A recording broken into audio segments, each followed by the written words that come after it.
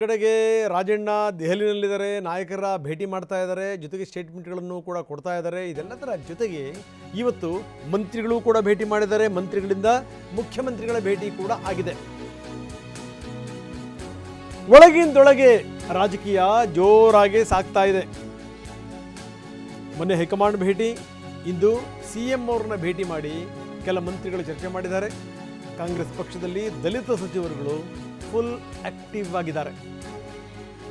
CM ಸಿದ್ದರಾಮಯ್ಯನವರನ್ನ ಭೇಟಿ ಮಾಡಿ ದಲಿತ ನಾಯಕರು ಮಾತುಕತೆ ಮಾಡಿದ್ದಾರೆ. ಸಚಿವ Satish Jarkiholi, doctor H C Mahadevappa ಮುಖ್ಯಮಂತ್ರಿಗಳನ್ನು ಭೇಟಿ ಮಾಡಿದ್ದಾರೆ.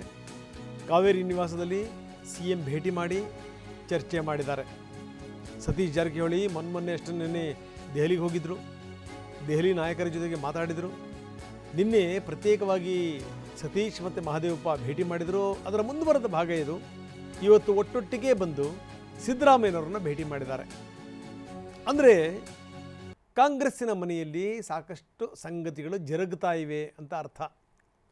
ಯಾವ ನಾಯಕರು ಎಕ್ಸೆಪ್ಟ್ ರಾಜಣ್ಣ, ಕೆಲವು ನಾಯಕರಿಂದ ಬಾಯಿ ಬಿಡಿಸೋದೇ ಕಷ್ಟ. ರಾಜಣ್ಣ ಬಿಡಿ, ಅವರು ಮುಲಾಜಿಲ್ದೇ ಹೇಳ್ತಾರೆ. ಆದರೆ ಕೆಲವು ನಾಯಕರುಗಳು ಅಪ್ಪಿ ತಪ್ಪಿ ಬಾಯಿ ಬಿಡಲ್ಲ.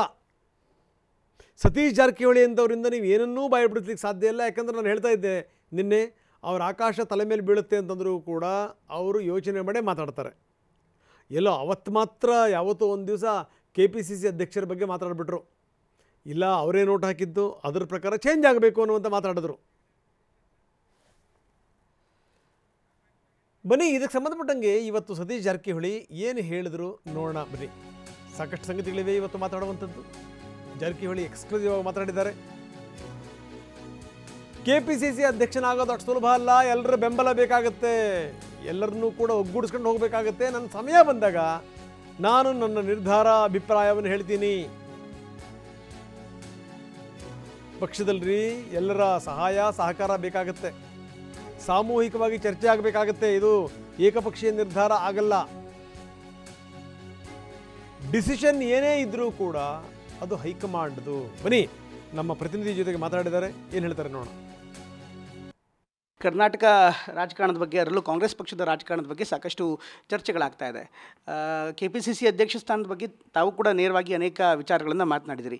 ಈಗ ನೀವು ಅಧ್ಯಕ್ಷ ಸ್ಥಾನ ವಿಚಾರವಾಗಿ ತಾವು ಕೂಡ ಕ್ಲೈಮ್ ಮಾಡಿದ್ದೀರಾ ಹೇಗೆ ಸರ್? ನಾನು ಕೂಡ ಅಧ್ಯಕ್ಷ ಆಗೋದಕ್ಕೆ ರೆಡಿ ಇದ್ದೀನಿ ಅನ್ನುವಂಥ ಸಂದೇಶ ಕೊಟ್ಟಿದ್ದೀರಿ ಅಂತ ಮಾಹಿತಿ ಇದೆ. ಇಲ್ಲ ನೋಡಿ, ಅದಕ್ಕೆ ಅಧ್ಯಕ್ಷ ಆಗೋದು ಅಷ್ಟು ಸುಲಭದ ಕೆಲಸ ಅಲ್ಲ. ಸೊ ಅದಕ್ಕೆ ಎಲ್ಲರೂ ಸಹಕಾರ ಬೇಕು, ಸಪೋರ್ಟ್ ಬೇಕು. ಮತ್ತು ಅದು ಇನ್ನೂ ಅಂಥ ಕಾಲ ಚರ್ಚೆಗೆ ಬಂದಿಲ್ಲ. ಎಲ್ಲೂ ಹೊಸದಾಗಿ ಮಾಡ್ತಂತ ಎಲ್ಲಿ ಚರ್ಚೆಗೆ ಬಂದಿಲ್ಲ.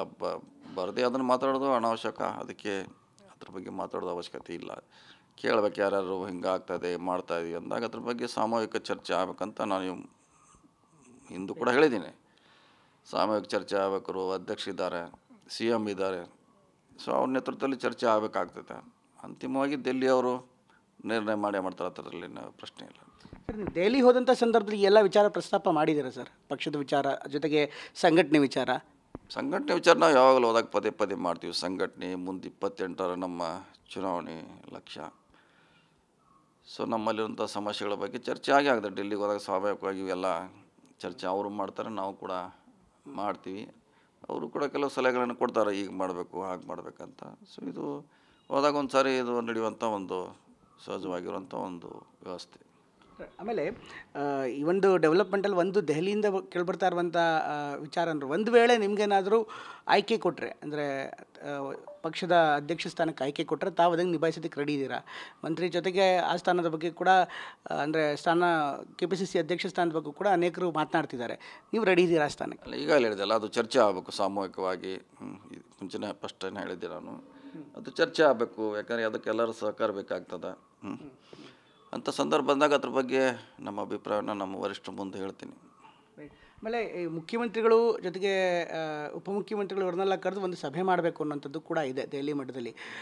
ಆ ವಿಚಾರವಾಗಿ ತಾವೇನು ಹೇಳ್ತೀರಿ ಸರ್? ಸಂಘಟನಾತ್ಮಕವಾಗಿ ಎಲ್ಲರೂ ಒಂದು ಸಾರಿ ಕರ್ನಾಟಕದಲ್ಲಿ ಕೂತು ಮಾತನಾಡಬೇಕಾದಂಥ ಅವಶ್ಯಕತೆ ಇದೆಯಾ ಸರ್?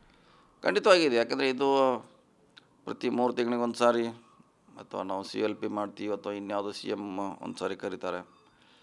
ಸೊ ಯಾವಾಗಲೂ ಚರ್ಚೆ ಇರಬೇಕದು. ಪಕ್ಷದಲ್ಲಿ ಏನಾಗ್ತಾಯಿದೆ ಏನೋ ಹೋಗೋ ಬಗ್ಗೆ ಚರ್ಚೆ ಆದಾಗ ಮಾತ್ರ ಅದಕ್ಕೆ ಒಂದು ಸರಿಯಾದ ನಿಟ್ಟಿನಲ್ಲಿ ವ್ಯವಸ್ಥೆ ಇದ್ದೇ ಇರ್ತದೆ. ಚರ್ಚೆಗಳು ಆಗಬೇಕು ಮೇಲಿಂದ ಮೇಲೆ. ಮುಖ್ಯಮಂತ್ರಿಗಳು ಈ ಚುನಾವಣಾ ರಾಜಕೀಯದ ಬಗ್ಗೆ ಕೂಡ ಮಾತನಾಡಿದ್ದಾರೆ. ಇದು ಅಷ್ಟೇ ಅಲ್ಲ, ಮುಂದಿನ ಚುನಾವಣೆಗೆ ಈಗಾಗಲೇ ಚುನಾವಣಾ ರಾಜಕೀಯ ನಿವೃತ್ತಿ ಅಂತ ಹೇಳಿದರು. ಇದರ ನಡುವೆ ಅನೇಕರು ಅವರು ಚುನಾವಣಾ ರಾಜಕೀಯದ ನಿವೃತ್ತಿ ಆಗಬಾರ್ದು ಅನ್ನುವಂಥ ಮಾತುಗಳನ್ನು ಕೂಡ ಅವರು ಬೆಂಬಲಿಗರು ಹೇಳ್ತಿದ್ದಾರೆ. ತಾವು ಯಾವ ಸಲಹೆ ಕೊಡ್ತೀರಿ ಸರ್ ಮುಖ್ಯಮಂತ್ರಿಗಳಿಗೆ? ಅಲ್ಲ, ನಾವು ಕೂಡ ಹೇಳ್ತೀವಿ, ಆದರೆ ಅದು ಅವ್ರಿಗೆ ನಿರ್ಧಾರ ಬಿಟ್ಟಿದ್ದು. ನಾವು ಕೂಡ ಇರಬೇಕಿಂದ ನಾನು ಹೇಳಿದ್ದೀನಿ, ಹಿಂದೆ ಯಾವುದೇ ಎರಡು ಇಂಟರ್ವ್ಯೂದಲ್ಲಿ ಹೇಳಿದ್ದೀನಿ.